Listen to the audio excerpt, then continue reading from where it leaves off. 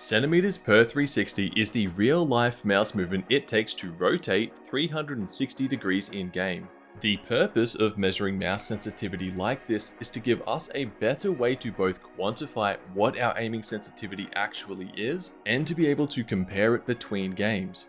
Different shooters use all sorts of different in-game sensitivity scales. So an Overwatch player can't just say, I play on 5 sensitivity and have that make sense when talking to someone playing Valorant. A game where that same 5 would actually be equal to 0.471. And that Overwatch player can't just boot up Valorant, choose a sensitivity of 5 and expect it to be the same. And the other main complication is your mouse DPI. This is a setting on your mouse or in its software that essentially allows you to change how fast or slow the mouse is. For example, most mice tend to have a default DPI of 800, that's 800 dots per inch. If you were to change from 800 to 1600, so twice as high, your mouse would be twice as sensitive, moving twice as far as before with the same movement.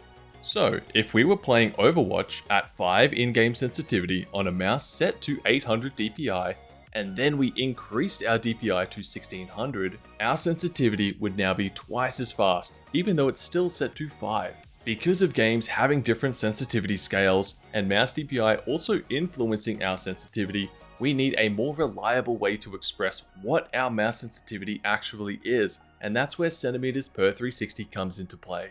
If you know your mouse DPI, you can find your centimeters per 360 by using calculators like aiming.pro, which I'll link to below. I'm not affiliated in any way, it's just a good free tool. And since we're not concerned with converting at the moment, we can ignore the right side. Click Show Advanced, choose the game you are playing and enter your mouse DPI. To find out what your mouse DPI is in the first place, download the software for your mouse if there is any. If not, and your mouse has a DPI button, the chances are the slowest setting is 400, then 800, 1600, and 3200. There won't always be that many steps, but you can keep track of which one you are likely on by cycling back through to the slowest DPI and going from there. You can also use sites like Mouse DPI Analyzer to check if needed.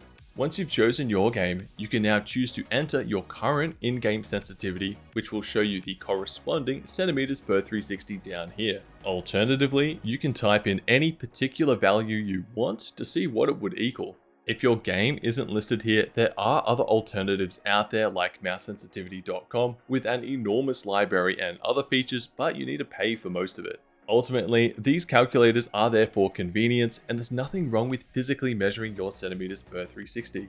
A great way to do this is to know the width of your mousepad. You can look it up or simply measure it yourself, and now you can use it as a reference.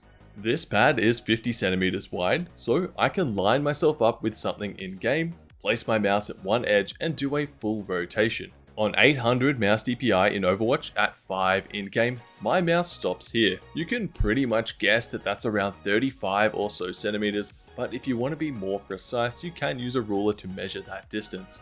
And for reference, you basically cannot go wrong with a mouse sensitivity between 35 and 45 centimeters. I made a video all about that which I'll link to below, and it'll pop up at the end of the video too. So that now leaves us knowing what centimeters per 360 is, why it's used, and how to measure it.